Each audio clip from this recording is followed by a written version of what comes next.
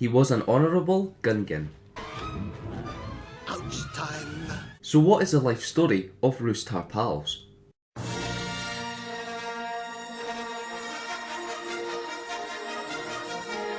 The Gungan presents Star Wars Lore Episode 47, The Life of Roos Tarpals.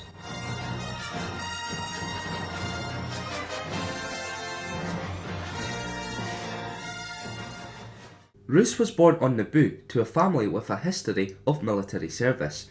Because of this, he was destined for a role in the Gungan Grand Army, and he was the first in his family to reach the role of captain. This made him a hero to his clan.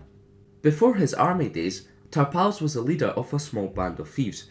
During his time as the leader, he met the fellow Gungan Jar Jar Binks.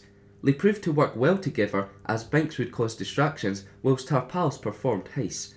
Over their time spent as thieves, they became good friends. Their friendship took a knock when Tarpals was forced to banish Jar Jar after he was exiled for destroying Ruger Nass's Hey Blibber.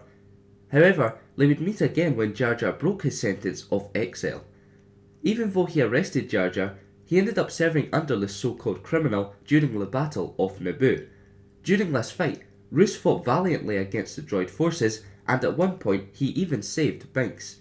The Gungan army won the battle in the end with help from Anakin Skywalker.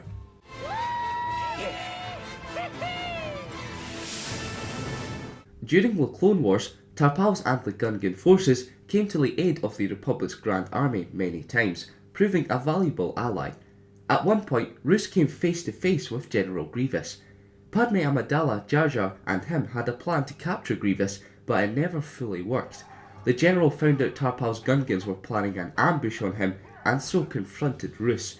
They engaged in an intense fight, and although Tarpals was a skilled fighter, he was critically wounded by the cyborg. In one last heroic act, Tarpals impaled Grievous's armour with his spear, which helped the Gungans capture the general. Attempts were made to save his life, but nothing could stop him from passing away. His death was hard on those close to him, especially Jar Jar, who was a good friend. Tarpals' sacrifice may have been for nothing, as General Grievous was used as part of a trade for the captured Anakin Skywalker, but at least he was avenged when Obi-Wan Kenobi killed the cyborg shortly before Order 66. Remember to vote for next week's Boxing Day episode by linking one of the two comments below. If you want to learn more about someone or something from the Star Wars universe, leave a comment, and for more Star Wars lore, keep it locked here to the Gungan.